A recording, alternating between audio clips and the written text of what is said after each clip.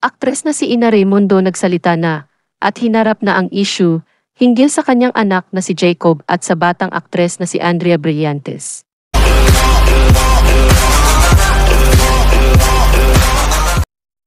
Kamakailan lang nang mag-viral ang latest vlog ni Andrea, kung saan inamin niyang crush at gwapong-gwapo siya sa anak ni Ina na si Jacob Puturnak at willing siyang makipagdate dito. Pabiro pang sinabi ni Andrea na single na siya sa kasalukuyan. Samantala nagbigay na ng reaksyon si Ina Raimundo tungkol dito. Sa latest column ng aktres na si Giselle Sanchez sa Manila Bulletin, ay nakausap niya si Ina na matalik niyang kaibigan at natanong niya kung ano ang reaksyon ng celebrity mom tungkol sa mga naging pahayag ni Andrea sa vlog nito. Ayon kay Ina, gusto niya at natutuwa siya sa batang aktres, naaliw din daw siya sa vlog na iyon ni Andrea, gayunman di daw siya sigurado kung seryoso ba ito o nagbibiro lang. Bagamat naaliw siya, aniya, hindi niya hawak ang desisyon o kagustuhan ng mga anak. Kung sino man ang pipiliin itong mahalin sa buhay. Prangkang pahayag ng aktres. Nasa sa kanila daw ang desisyon. Busy pa rin naman daw sa pag-aaral abroad ang mga anak. I like Andrea, and I find her comments flattering and amusing. It's raw and unfiltered. I am also not sure if she was serious or just kidding around.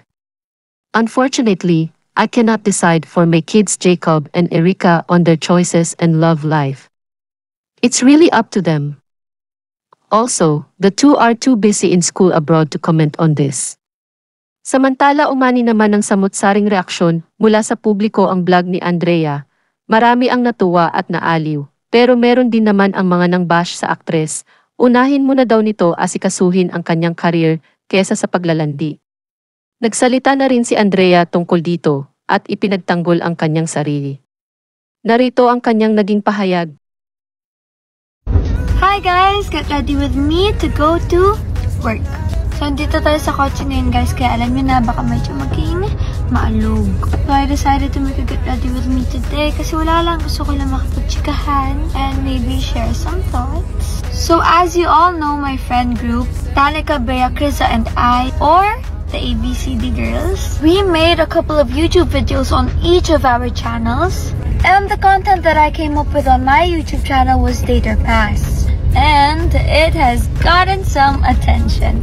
So yesterday while I was at work, I saw a couple of articles. Nung sinabi ko na parang I'm single, nagagupon ako sa guy na to. Tapos alam niyo wala akong pang-amoy pero doon pa lang naamoy ko na yung comment section. Like, I had a feeling na siguro yung comment section puno na ng mga boomers. Siguro sinasabi na nila na puro ako boys. Hanap ako ng hanap. Magpahinga naman muna ako. Or, to be harsh, malandi daw akez. Pero hindi rin naman nagkamali ang lola nyo dahil tama nga ako. Puro yun nga ang nasa comment section. Ako, ano ba yan? Eh di mas lalo pa ako naloka nang nalaman ko na nasa news pa yata ako ng TV5. And sa mga hindi pa po nakakanood, I put so many disclaimers na please, we're just girls having fun. Don't take this seriously.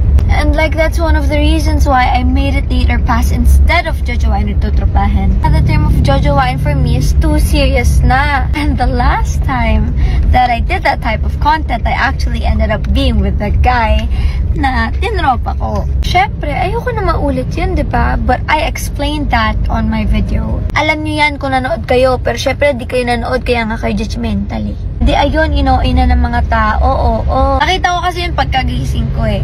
Yung reaction ko talaga, la, ito na naman tayo kasi neryoso na naman yung dapat playtime lang.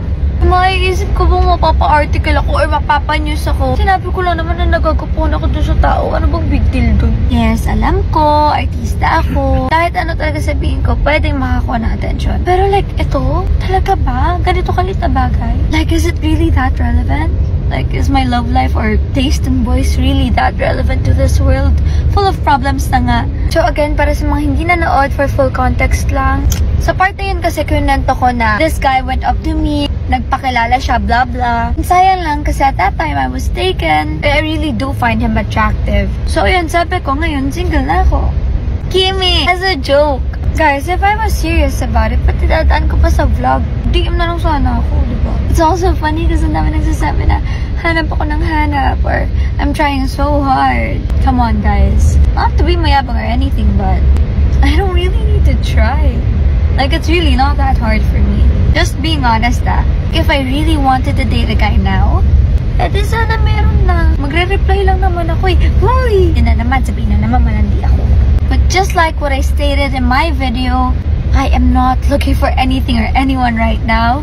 I am happily single and enjoying my youth. It was just for content and entertainment. And even though artista ako, yeah, it's part of my job, I can't blame anyone for reacting like this. I feel like I can still feel frustrated. Kasi tao ko. Because I really do feel frustrated. Kasi ang dami ko pa naman nasabi dun sa vlog ko. Ilang beses kong clarify, we're all independent girlies. We are of age na. We're all like 20. Except for Kriza. And sa ibang vlogs namin, like kay Bea, we talk about heartbreaks, how we overcame our trauma, paano namin nalaman na yung worth namin. Like, why not write about that? I actually regret making my content later pass. I feel like it's so boring compared to their vlogs. I don't know, maybe ako lang to, but seeing articles like that, it just feels sexist. Kasi I really said a lot of things, pero yun lang yung na-pick up. So parang mas pinapamukha lang na I'm such a mababaw person and all I think about is boys, boys, boys. Yung totoo, hindi naman talaga. Ito last na din, guys. But even if I was being serious about it, I don't think I should be getting any hate for it. I don't think a woman should be getting any hate for making the first move. For me, that's not being malandi at all. I don't think a woman should be receiving harsh words and hate just because she's being courageous sa lalaki na titipuhan niya. I also don't think I should be getting hate if I ever decide to put myself out there na. Tinitignan ko kasi siya sa perspective na I'm in my 20s, I own a business, I have a nice career, I pay my bills and taxes. So why need to hate when I just wanna have fun? Baka may nasira ba akong 3-month rule? Wala nga eh. Ano ba kayo? Date lang nga, di nga jujuwain. Kitigil ba mundo nyo? And I just feel like kung lalaki ako, hindi ako makakuha ng ganitong klaseng hate. Feeling ko nga, di pa ka mapapa-news for this matter. Yun lang, naloka lang ako na napanews pa siya tsaka daming articles kasi sino ba may pake? Ano ba kayo? Makeup ko. Fresh lang. Huwag nyo kalimutan bumili ng Lucky Beauty. And manood na kayo ng Senior High. Next week, Monday na po yan, 9:30 PM. Bye!